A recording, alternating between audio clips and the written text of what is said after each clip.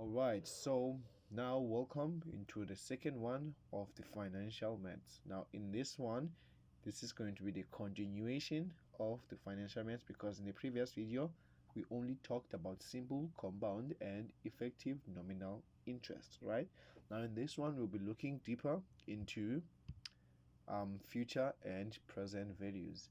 Now if you haven't watched the previous one, be sure that you go and watch that one, and don't forget to subscribe so that you won't miss when another one gets uploaded. So without further ado, let's go straight into today's video. Now in today's video we're looking into the things that you need to know into future value and present value. Now let's talk about future value. Now the formula for future value is this one here, as you can see here, and this formula you will find it onto the formula sheet, so you shouldn't worry about it. What you need to worry about is how we can see if a question is a future value and how to answer the future values, which is what we're going to discuss here. Now here, before we go there, FV, it is the value that you get in future, right? So this then means that this value, it is not the money that you have yet, right? Or it is not the money that you have while you still investing. It is the money that you're going to have in future. Now X is going to be the deposit installments, which is the amount that you put in, and then N, it is the number of deposits, which means how many times did you make the deposits, and then I is going to be the interest. So now here, to see that the question, it is a future value question, there is keywords that we're going to use. So the keywords on the instructions, you will see something that's going to talk about the savings plan, investment, pension and sinking fund. So anything on that sort, you should know that here we're talking about a future value. So now let's talk about the present value. Present value, this is the formula that we'll be using for a present value, and then P here, it is the value in present, which means this one, it is the amount that you have like on your bank account, right? This one's the amount that you're going to have in future. The present value, it was the amount that you're going to have in future, but this one, the present one, it means it's present, it's like now, right? And then now X is going to be the payment installments. Now remember, payment installments are different from deposit installments, right? And then now N works the same way as this N, but now instead of saying it's the number of deposits, I would like to call it the number of payments. And then I is going to be the interest. As you can see here, the interest is still the same thing. It is I divided by M. Now the keywords for present value, it is a loan, right? Hence the payments, because in most cases present value using the loan, debt, repayment, bond, and any sort of a payment, right? Okay, so with that being said, let's go ahead and look into the first question, that is the future value question, or a question where you can identify whether you're doing a future value or a present value. All right, now looking into this question, now the question reads as follows. Selby decided today that he will save 15,000 per quarter over the next 4 years. He will make the first deposit into savings account in 3 months' time, and he will make his last deposit at the end of 4 years from now. Now the question here says, how much will Selby have at the end of 4 years if interest is earned at 8.8% per annum compounded quarterly? All right, so now here, what are the keywords here? You see here we're talking about the money that he wants to save. So Selby wants to save 15,000 per quarter over the next 4 years. So because of we're talking about a savings account, right? Savings account, this is a future value, right? So this means this here we're talking about FV. So which means the first thing that you need to do is to know that you're talking about FV here. So let's look into 7.1.1 then, right? So 7.1.1, they're saying they want us to know how much the money will cost, which is how much is going to be the future value if the interest earned is 8.8% per annum compounded quarterly. So now the things that you need to know, it is N. First things first. So N here, we need to look at the number of deposits that Selby will make. Now the period in which Selby wishes to save his money is 4 years, right? So he wants to do this in 4 years time, so which means the number of years here it is 4, and then now we can see that the compound here it is compounded quarterly, so quarterly it means 4, so it means, and here the number of deposits that he's going to make are going to be 16 deposits, right? And then now what's the second thing? The second thing that you need to see here is the installment, or which is the deposit installment, which is X. The deposit installment, it is 15,000 rands. So what else do we need here? So another thing that we need here is the interest, right? So the interest here, they said it was 8.8%, so it's going to be 8.8%. Now remember, they said it is compounded quarterly, so it's going to be 8.8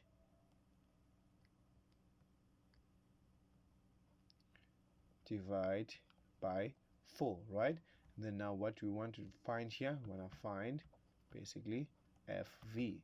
So to do that, we're going to say FV, it is going to be equals to X into 1 plus I to the power n minus 1 all divided by I.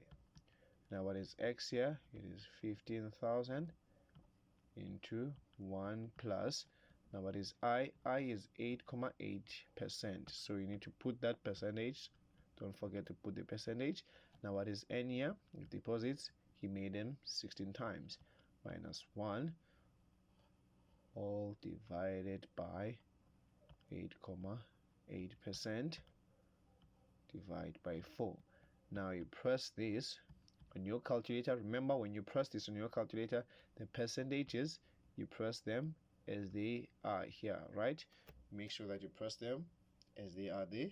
So when you do that, you will get 283,972 rand, 28 cent.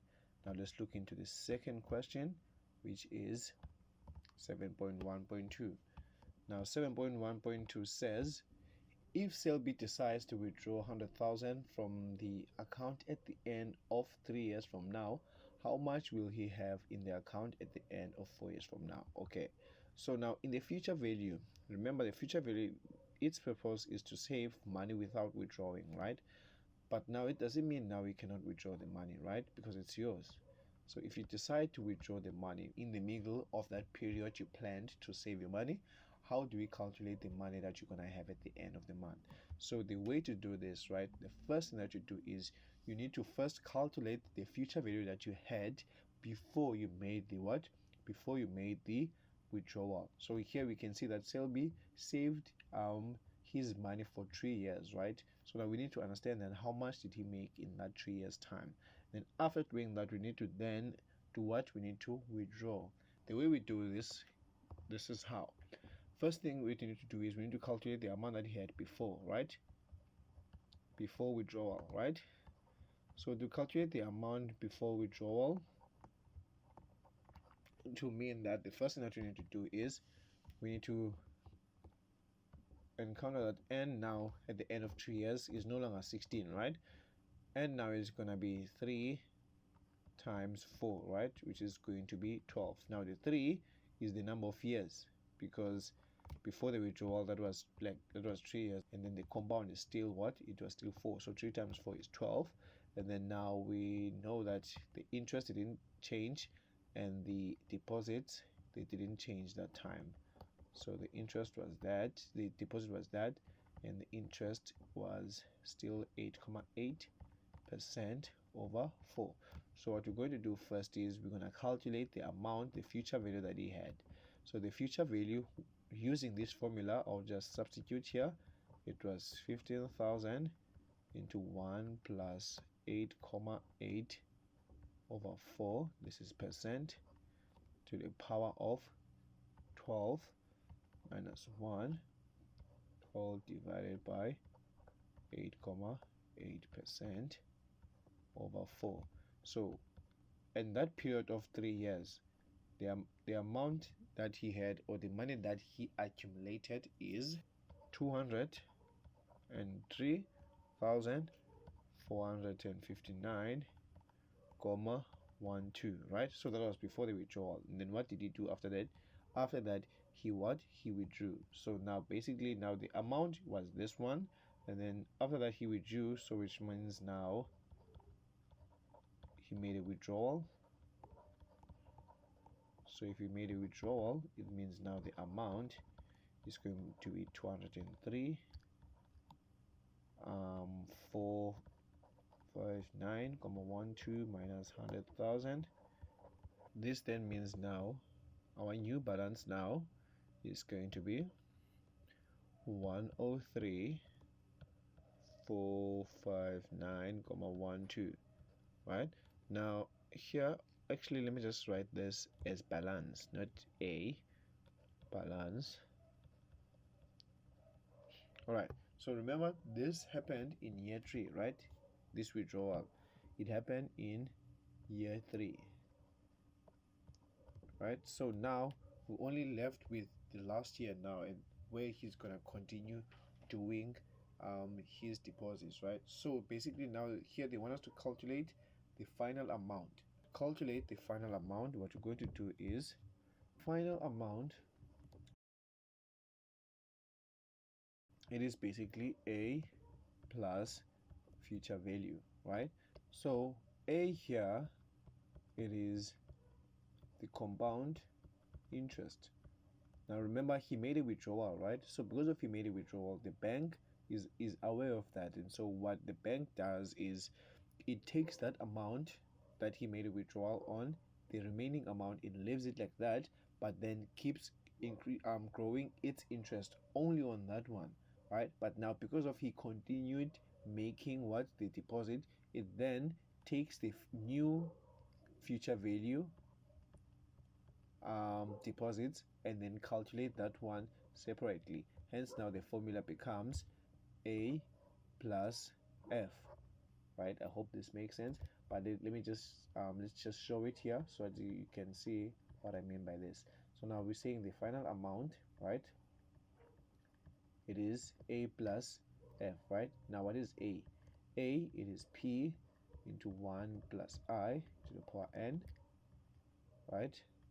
Plus now future value, it is x into 1 plus I n minus 1 all divided by I.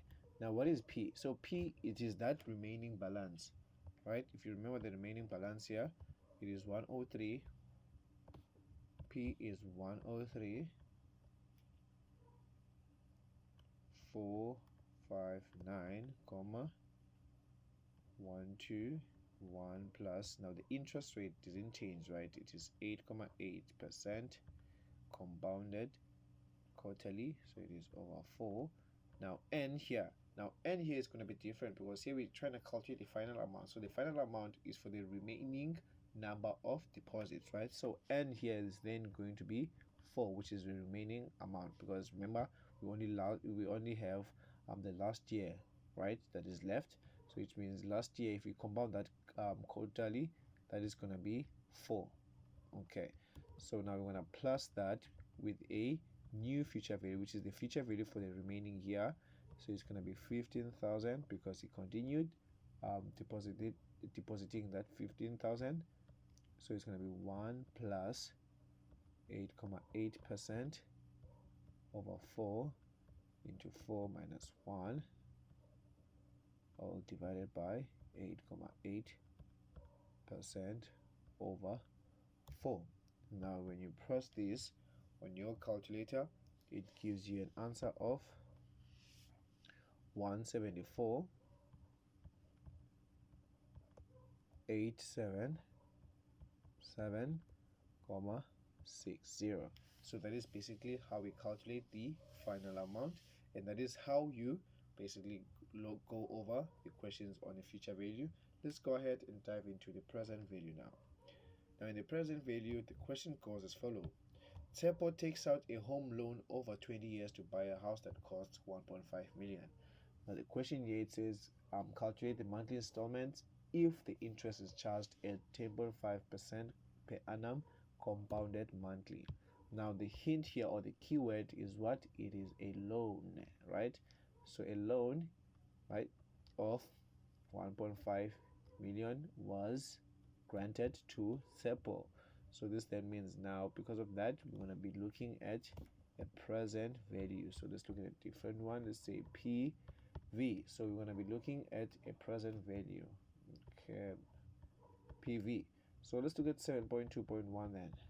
So 7.2.1, it says let's calculate the monthly installments, right?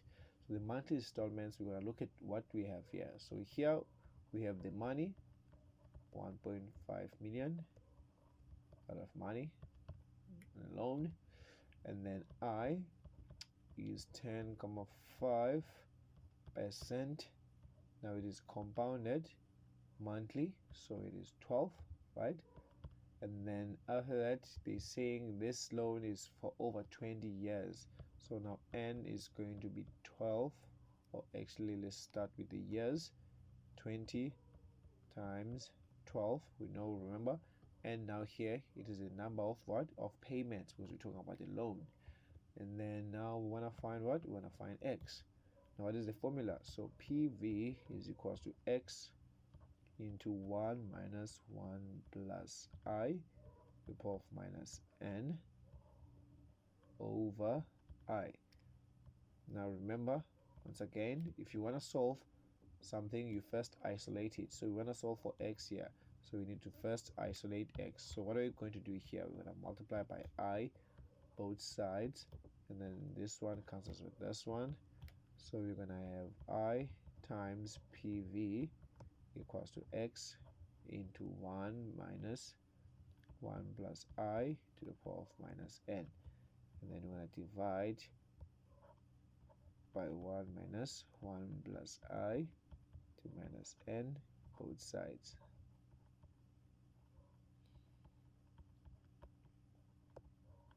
Okay, so this gives us, oh, this cancels with this.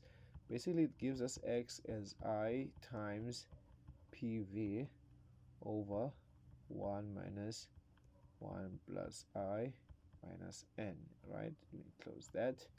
All right, so now we're going to substitute now. So let's go ahead and substitute. Now what is I? I is 10.5% over 12 times 1.5 million divided by 1 minus 1 plus I is 10.5% over 12 to the power of minus. Now 2 times this is 24, add 0, so it's going to be 240, and basically this is going to be our substitution. Now when you press this on our calculator, then we're going to get 14,910.75,70. So let's look into the second question. Now in the second question, now here they're talking about, they want us to calculate an outstanding balance immediately after the 144th payment is made. So now again, there's a formula for that. Remember the future value, I showed you a formula to calculate the final amount, but now here I'm going to be helping you now into finding the formula to calculate anything that has to do with outstanding balances. So let's go ahead and look into the new slide here. So that's 7.2.2. So what do we have here? So first of all, we see that here we have our monthly payments. We have our monthly payments, which is X,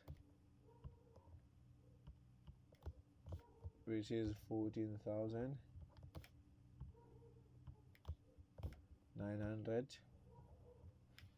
Let me just check here, and 75,70. So now here, the reason why I'm taking this, because this is what we're going to need here. So the formula that I'm going to be showing you is to basically calculate an outstanding balance using the remaining payments that he still needs to pay, right? So this then means now to find the remaining which is n, the remaining number of payments. We see that he already made 144 payments, and then there were 240 payments that he needed to make.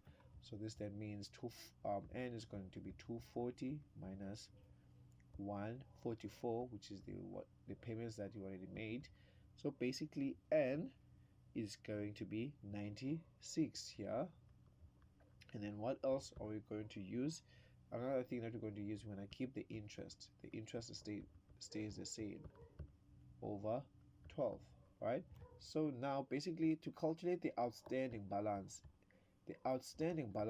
if you have outstanding balance, if you know your remaining months, the remaining payments, the number of remaining payments, to calculate the outstanding balance, you're going to use the present value formula. Now the present value formula, we know that it's x into 1 minus 1 plus I into minus n over I, right? So here it means you're using n, which is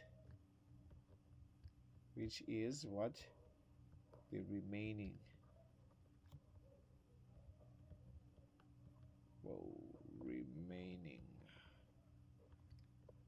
remaining payments. All right, so let's go ahead and do that. So substituting here, we want to have 14975 comma 70 into 1 minus 1 plus 10 comma 5 over 12. This is percent to 12 minus 96, all divided by 10.5% over 12. And then when you press this on your calculator, you're going to get a remaining balance of 969,927.74, and that is basically how you calculate your outstanding balance. And that's all I got for you in this session. If you like the video, please be sure that you share it and also comment. Just let me know what you think about these two formulas that we used here to calculate the final amount and the outstanding balance. And don't forget to subscribe so that you won't miss when another one gets uploaded. And I'm gonna see you on to the next one. Cheers.